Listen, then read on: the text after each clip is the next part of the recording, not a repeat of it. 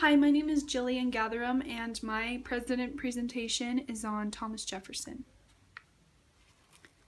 Early life. He was born April 13, 1743, in Virginia.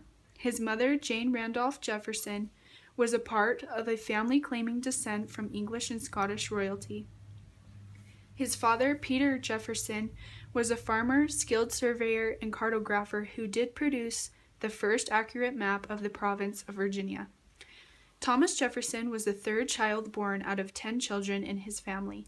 He loved to play in the woods, practice his reading, and play his violin. Schooling. Thomas began school at the age of 9 at a local private school. By the time he was 14, he took a further study in languages, literature, and math. In 1760, he left home to attend the College of William and Mary in Williamsburg, which was Virginia's capital at the time. Schooling continued. After 3 years at college, he decided to study law under supervision of lawyer George Wythe. Afterwards, in 1767, Jefferson won admission to the Virginia bar and became a lawyer. From 1767 to 1774, Jefferson practiced law with success.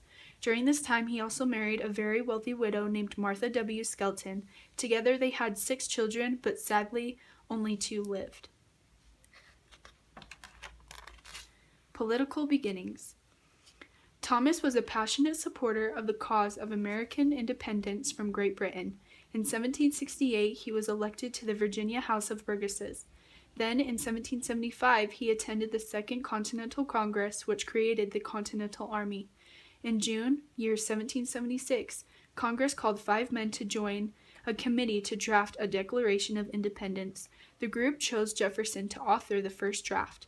After authoring, Jefferson returned to Virginia and served as a member of the Virginia House of Delegates from 1776 to 1779. Governor of Virginia. In June 1779, Virginia legislature elected Thomas as the state's second governor. However, it was a low point in his life due to the fact that the Revolutionary War was in session. He moved the capital of Williamsburg to Richmond, where unfortunately there was a British attack. Then, on June 1, 1781, Thomas Jefferson was forced to leave his home or he would be captured by the British cavalry. People thought since he fled that he lacked bravery. Thomas stepped down as governor on June 4, 1781, so that he could live peacefully at home with his family.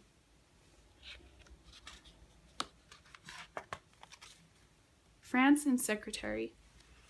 After Thomas's wife passed on September 6, 1782, he came back to the public. In June 1783, Jefferson went to Philadelphia to lead the Virginia delegation to the Confederation Congress. In 1785, Jefferson replaced Ben Franklin as United States Minister to France. In 1789, Jefferson returned to America after being in Europe and found out his friend George Washington was elected to be the first president of the United States. George appointed Jefferson as his Secretary of State. After a few years, in 1794, on January 5th, Jefferson resigned as Secretary of State and left politics for his family. Vice President. In 1797, Republicans selected Thomas Jefferson as candidate to succeed Washington as president. During his 4 years as vice president, he also served as president of the American Philosophical Society.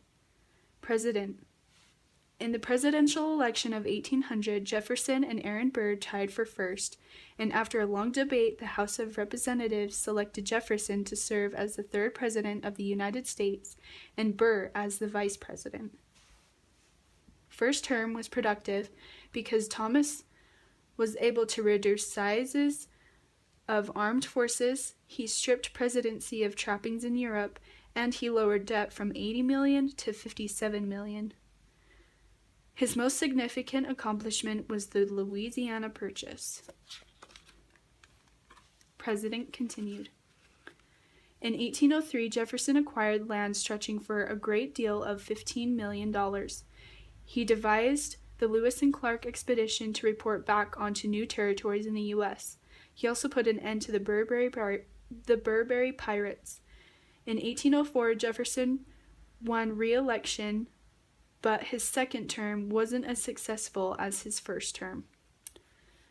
He passed Embargo Act of 1807, not allowing any trades with Europe. The Embargo Act led to war in 1812 after Jefferson left office. Post-presidency. Jefferson returned to Virginia to live his life. He was rebuilding, remodeling, and changing his home. He was seen organizing the University of Virginia. The university opened on March 7, 1825. This was one of the proudest days Jefferson lived. Death. The amazing Thomas Jefferson died on July 4, 1826, on the 50th anniversary of the Declaration of Independence, and also a few hours before John Adams. He will forever be remembered as one of the American founding fathers. He is buried in the family cemetery in Monticello, Virginia.